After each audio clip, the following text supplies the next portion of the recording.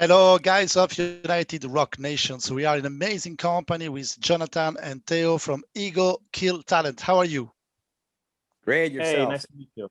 So I was saying that the Dance Between Extremes, it's not really a new album because most of the songs were published last year, and Diamonds and Landmines in 2018. So finally, there's only four new songs. How did you decide to work like that?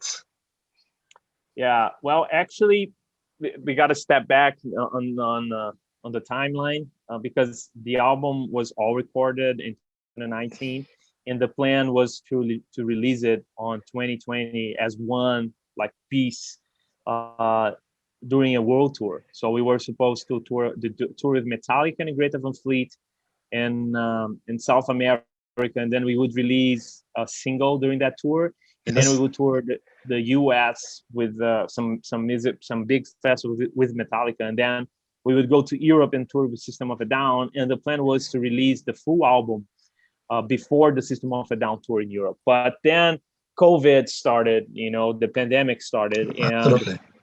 and we had to replan because we learned real quickly that we wouldn't be able to tour. So we're like, okay, so how should we release? And then at some point was even a question of should we release at all? Because it's like you're gonna release. We are a rock band. We're gonna release our first worldwide uh, uh, album with a label, which is BMG, and we were like, and we can't tour, so should we release it or not? And then we end up deciding together with the label that yes, we should release, um, but how are we going to do it? Because if you just release all at once in a world that you can't tour, it's going to be okay, you're going to have some impact, in 1 week, and maybe a couple months of interviews, and then Yes. that's And it. then So nothing. and then No. nothing. So we felt, you know what? Let's slice it in 3 EPs, and which it's it's like the first EP. It's called The Dance and has four Absolutely. songs, and then the second EP is called The Dance Between, and it have the four songs plus another four songs, and then the third EP it's called it's the full album. It completes itself, Absolutely. right? Absolutely. It's a way of completion. And so that was the idea. And Diamonds and Landmines is a song that we love. And it was like a single that we released. And in a sense, you can say that we are old school in the sense that we like albums and we like, we felt, Yes. we we felt like, Diamonds and Landmine is such a great song. It deserves a home, not being just like a single. It deserves to be under Absolutely. a bigger thing. And so we decided to include it on The Dance Between Extremes. Yeah, that's it in a nutshell. Absolutely. It's a great album. Altogether, the songs fits very well. Thank you. Thank So you. so before we talk about the new songs, let's talk about your musical style. Listening to the full album, we feel that there's a lot of different musical influences from alternative rock, metal, pop, or just rock. How do you explain all that melting pot of styles on the band? You are right in everything you said. You are Yeah. you are 100% right. Well, I would just say, and then Jonathan jumps in whenever he wants.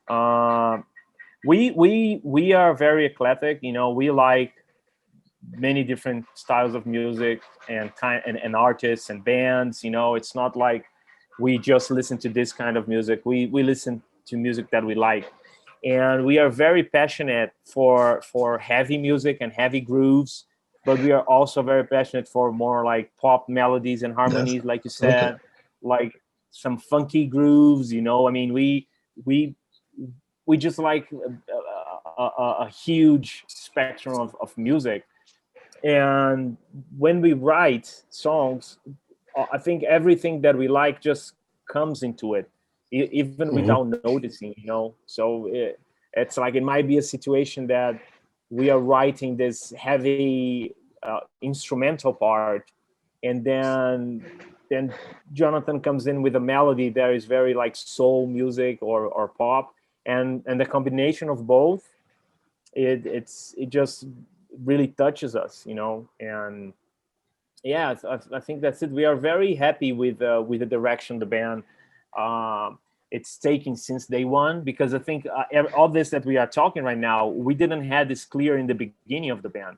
You know, it's as we develop and write new songs, this becomes more and more clear and end up being a identity for the band, if you will. And yeah, but it's just, you know, it's just things we love and music that we love. And how do you work when you're writing music? It's collective process, or who bring the main ideas in the band? It's very Well, that collective. depends. Yeah, we it's collective and depends. Sometimes the drummer, one of the drummers, comes up with a guitar riff, and a drummer playing guitar. Yeah, because the thing is, we have two drummers in the band, so it all started at this point. Because we having two drummers, we started to swipe up the instruments. Yes, it's Raphael and Jim. Swapping Yeah. instruments. Yeah. And yeah, so we have so many flavors, so many influences, so many ways to think about the writing process, because we can think about a guitar riff like a drum part, you know, and it's really organic and very collective. And Jonathan, I suppose that you wrote all the lyrics. Tell us more about your preferred topics. What you talk about on the lyrics? You know, that's funny because we do it collective too. You know, also the lyrics. Yeah, Okay. but yeah, it's we discuss about a lot of things in the band, like spirituality, philosophy, quantum physics, and all this kind of things that we have and we deal in life. And me and Theo, we talk about a lot of this stuff for a long time, because we're friends since 2002, maybe 3. And our friendship started like this, talking about the things that we write in the lyrics. And we do it sometimes. He wrote something and I don't, and he forget that he wrote it, and the same like me, you know. Yeah, it's everything. It's collective here, you know. It's a teamwork. It's usually it's the like, lyrics. as long Yes, as tell we me. like what's coming, it doesn't really matter who brought it. You know, it's just, if we just wanna like everything we do and be, you know, proud of it and happy with it. And the lyrics are written before the songs, or the songs before the lyrics? Usually the song comes before, like the instrumental idea, and then a melody idea comes on top of it, and then we start to carve that melody until we find words for it, you know, and trying to find them, and then we think about a meaning. Okay, what do we want to say? But it's so funny because sometimes we are writing instruments, like we have the instrumental part of it, and then Jonathan starts just mumbling a melody, and sometimes he just throw words that he doesn't really care if those are the words that are Yes. going to be there, but he throw words just to feel the mumbling, and then those words might be perfect for a good topic to talk about. And sometimes he didn't even realize. Sometimes he just mumbling words, and I'm like, did you listen what you said? Because this is an interesting sentence. And sometimes he said, I didn't say nothing. You listened something, but I didn't say nothing. So that happened a few times, actually, that I wouldn't be sure. I was sure he was saying a phrase. And I said, I like that phrase. And he said, I didn't say a phrase. I just did, I said, oh, I listened. So, and then you go, who wrote that? You know? Yeah, and sometimes it happened once. Theo wrote a song, which is for the new part, this part of the album, and he wrote the whole verse, and he came up to me and said, "Man, that's you went deep with that part, you know. That's how it wasn't me, it was you. He just forgot, you know. Yeah. It's really cool." That was funny because usually Jonathan, he records the vocals And then when he finished recording the vocals for one song, we entered the studio to hear the whole song, you know, with vocals. And then Yes. it was one of those moments. So Jonathan was like, "Hey guys, you want to check out the?" And then I entered the studio, and then I started listening, and I looked at him. So, whoa, man, though that verse is really deep. You went deep on that one. And he goes like, "You wrote that?" And I said, "Really?" So So yeah, let's talk about the new songs. We know that the four new songs. We know that you recorded in the 606 studios, the recording studios of Foo Fighters, and the new songs sounds really like Foo Fighters. Tell us more about the influence the studio had on those new songs. well, actually, we wrote everything before we went to the studio. Some of the songs in the album were written in 2017. Oh, so okay. yeah, so it's like lots of songs on that album were written during a tour, like you know, on sound checks or you know, on the bus, you know. So these songs were written before we got on studio, except for one. But that song wasn't written in studio, was written during the pre-production in LA, but in another studio. But so when we entered the studio, most songs were already done as far as like written, you know. And the experience of recording there was, man, it's mind-blowing. I mean, just entering Okay. there, if you just walk around that place, you already feel like, holy shit, it's like it feels like you are in the church of rock and roll, you know, because you have Yes. all in the walls pictures from Nirvana, you know, and so many like platinum albums and the Foo's history all around the walls. Tapes. And on top of that, yeah, it's crazy. And then on top of that, they let us use all their gear, you know, drums, amplifiers, guitars. We could Yes. use everything we wanted. So it was like very inspirational for us. It And the was a soundboard. great moment. Yeah, And the the Neve soundboard, soundboard. the Neve, you know, which it's really cool because when we think that Tom Petty recorded there, that Nirvana recorded there, Metallica, Rage Against, Tool, all of these artists that we love. Fantastic. And we had this opportunity to just, you know, to be in front of that board. It's like, wow, mind blowing. You know, pretty cool.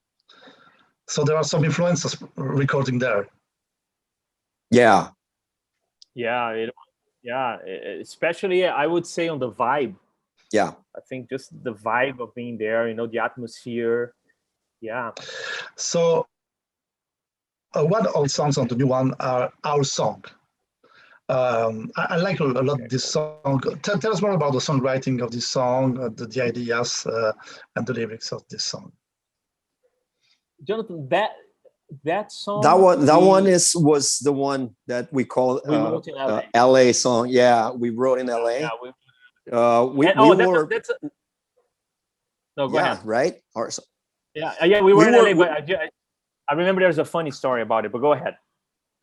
Yeah, we had all the songs done. I mean, pre-production, and we were okay with that. But we were rehearsing a couple of days before to get into the studio, and this song came up, and we were like, let's go ahead. Do you remember the guitar riff? Because here's that melody, it was a guitar riff. It was Jean wrote the guitar riff like months before. There was it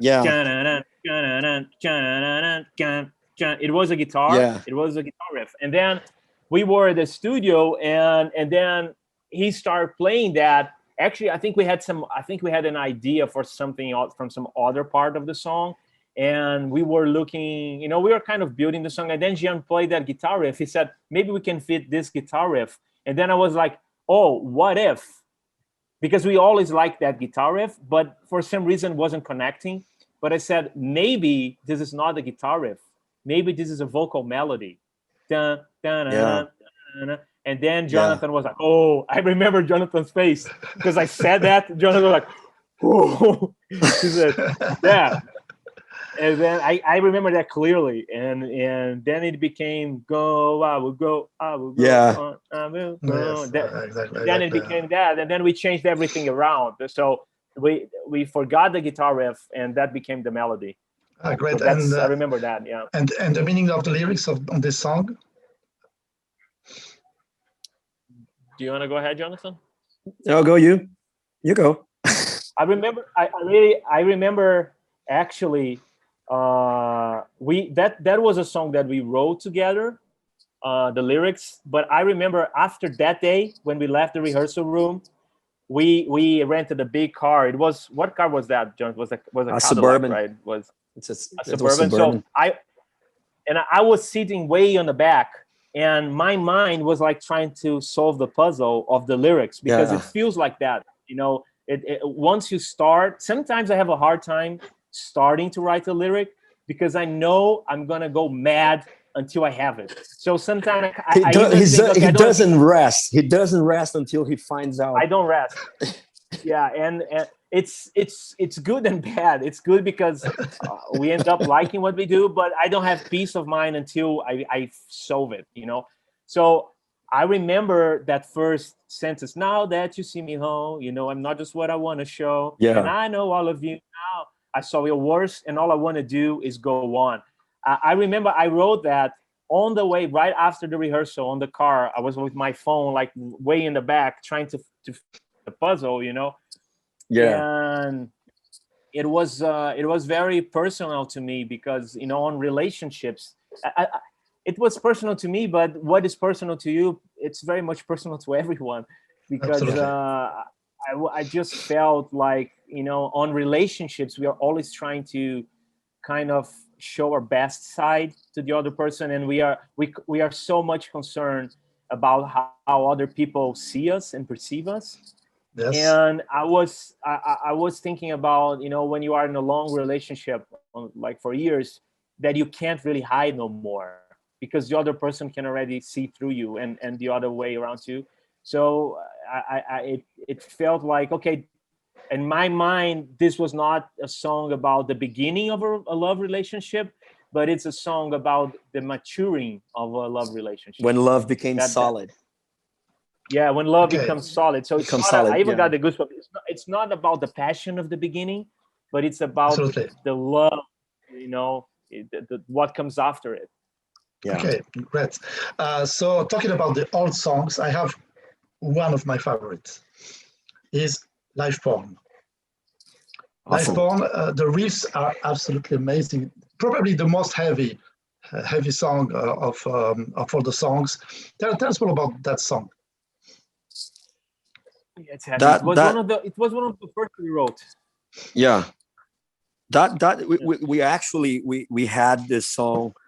We played this song during our tour in 2018 in Europe, as we were experiencing the song as long we were playing, and this is the example of having a guitar player, which is the drummer, because it was Jean, right, who came up with the idea of the riff.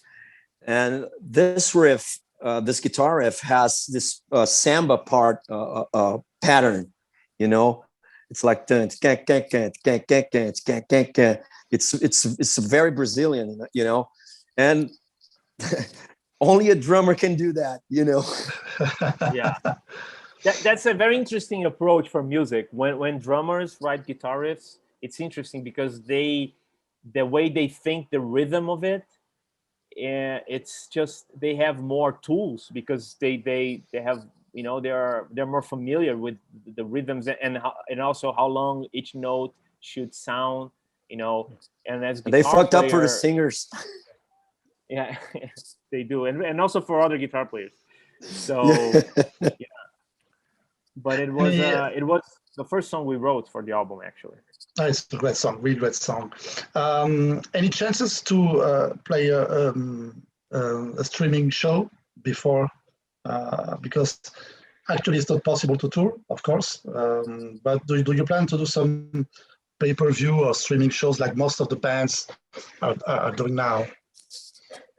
Yeah, well, we did it for the first the first EP, for the first EP we did it. I think we will do something on that direction. We are not 100% sure what. We are figuring that out right now, but we're gonna do something because we really want to have footage of the band playing live the new album, the new songs. We want to have that. So we are doing it. It's a matter of when and how we're gonna organize it. Okay, great. So thank you very much for all this information about the new album. Really great album. We love a lot this album. And if you take a look at our site, you will see all the photos of your tour in Europe 2018. We've made 2 live reports of your shows on 2018. Awesome. So, awesome. Which shows you were? So we have those 2 shows. I can't share anything because I don't have the authorization to share you something. But do you remember? But do you remember the shows? Yes, it's Zenith at Paris. Superb. We have a lot of photos of the Zenith, and we have photos from the Download Festival. Awesome. Yeah. We have to really cool. The Zenith was unbelievable to play the Zenith. Absolutely. If you want to, I'll share you the link on the chat so you can. Thank you. You can take it. So thank you very much. We love this album, and we hope you the best for this new album. And we hope you, of course, to see you very soon here in France. But I know that at the moment it's not possible. Yeah. And thank you, Mark. And I will send you the file to your email that you provided. Absolutely. Thank you very much. Thank you, sir. Merci à vous. Thank you. Bye bye. Bye. À bientôt.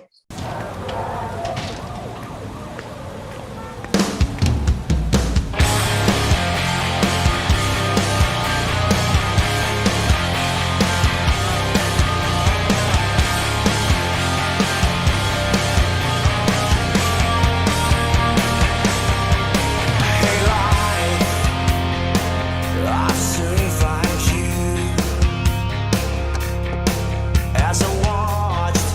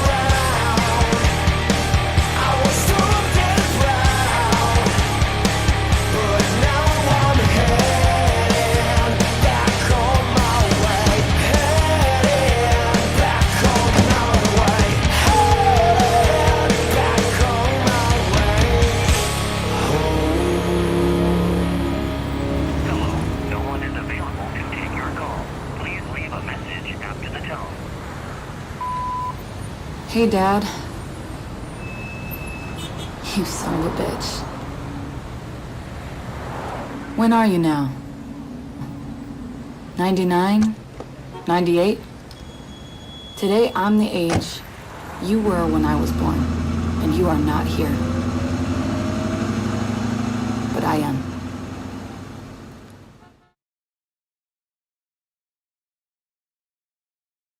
Welcome to where we have fun, friends, and a rock band. It's a mystical place where you must defy your second chances. Join all the fighters and survivors. Come before you head back to your way home. And today, we have a special offer for you. The status fake and this place only exists in our imagination.